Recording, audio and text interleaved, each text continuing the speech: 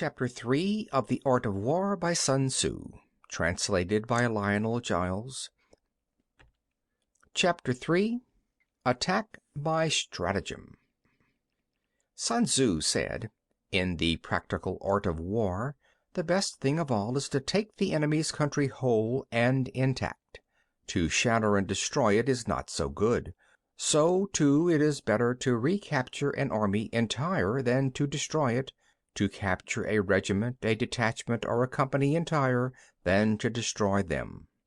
Hence, to fight and conquer in all your battles is not supreme excellence. Supreme excellence consists in breaking the enemy's resistance without fighting. Thus, the highest form of generalship is to balk the enemy's plans. The next best is to prevent the injunction of the enemy's forces. The next in order is to attack the enemy's army in the field, and the worst policy of all is to besiege walled cities. The rule is not to besiege walled cities if it can possibly be avoided. The preparation of mantlets, movable shelters, and various implements of war will take up 3 whole months, and the piling up of mounds over against the wall will take 3 months more. The general, unable to control his irritation, will launch his men to the assault like swarming ants, with the result that 1/3 of his men are slain while the town still remains untaken. Such are the disastrous effects of a siege. Therefore, the skillful leader subdues the enemy's troops without any fighting. He captures their cities without laying siege to them. He overthrows their kingdom without lengthy operations in the field. With his forces intact, he will dispute the mastery of the empire, and thus, without losing a man, his triumph will be complete. This is the method of attacking by stratagem. It is the rule in war, if our forces are 10 to the enemy's 1, to surround him; if 5 to 1, to attack him; if twice as numerous, to divide our army into 2. If equally matched, we can offer battle; if slightly inferior in numbers, we can avoid the enemy; if quite unequal in every way, we can flee from him. Hence, though an obstinate fight may be made by a small force, in the end it must be captured by the larger force. Now, the general is the bulwark of the state. If the bulwark is complete at all points, the state will be strong. If the bulwark is defective, the state will be weak.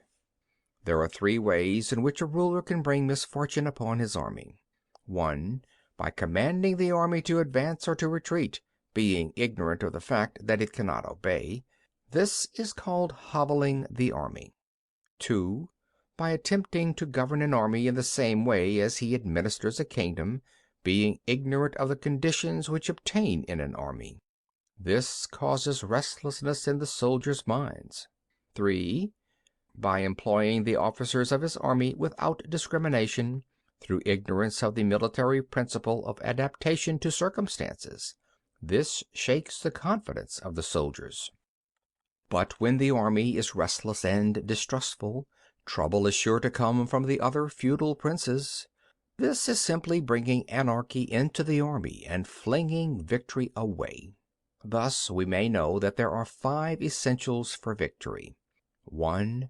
He will win who knows when to fight and when not to fight. 2. He will win who knows how to handle both superior and inferior forces.